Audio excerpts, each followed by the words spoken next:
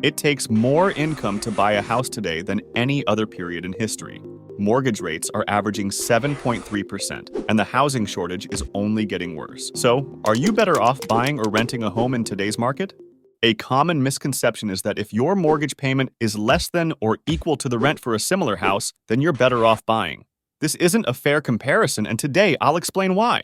To properly assess the rent versus buy decision, we need to compare the total unrecoverable costs of renting to the total unrecoverable costs of buying. This may sound complicated, but stick with me. Bro, what are you talking about, man? There's an easy rule to follow to simplify the entire process. I'll explain this rule using a real-life example. Firstly, let's define unrecoverable costs. These are the costs that cannot be recovered. In other words, these are costs that do not directly contribute to your net worth.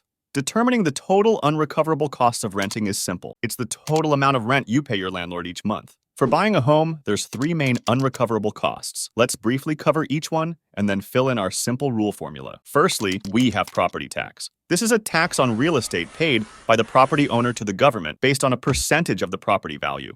Property tax rates vary by location, from 0.3% in Hawaii up to 2.1% in New Jersey. The national average, however, is 1%, so that's what we'll use for calculations in this video. The median home price in the US is $431,000 as of the third quarter of 2023, so that's what we'll use. For reference, that'll get you a house like these in LA or like these in New York.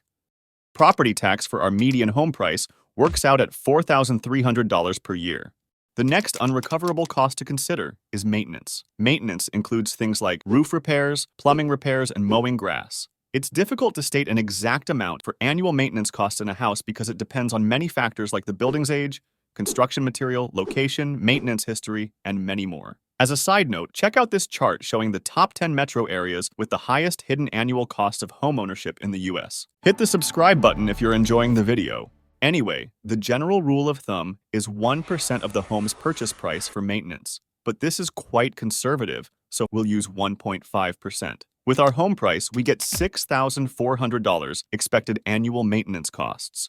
The third and final unrecoverable cost we need to calculate before we can fill in our easy formula is the cost of capital. This cost is calculated based off the mortgage payment itself. So let's continue with our example, and it'll become more clear. Typically, a mortgage is broken down into two sections: the down payment and financing. A standard down payment is 20% of the home price. So in our case, it's $86,000. And the financing makes up the remaining $345,000. The cost of capital is broken down into two sections: the cost of debt and the cost of equity. The cost of debt refers to the down payment of our mortgage in terms of opportunity cost. Opportunity cost is the potential benefit you miss out on by choosing to put your money in one place rather than another.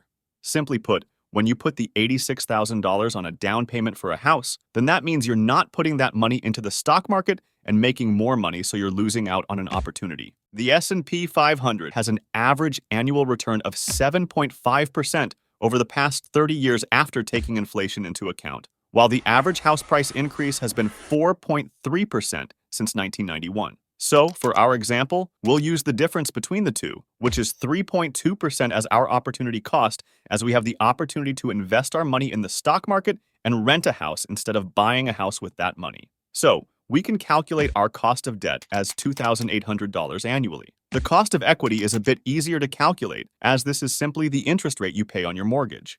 Mortgage rates are about 7.3% at the moment, so that's what we'll use. The cost of equity is $25,000 for our example, which makes the total cost of capital $28,000.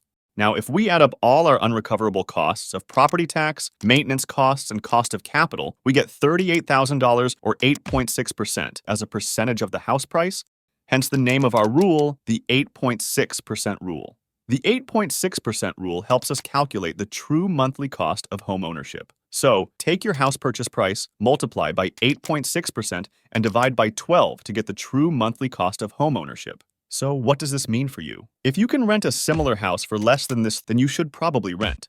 But if the rent costs more than this, then maybe you're better off buying a house. Thanks for watching. Don't forget to like the video and check out this video next.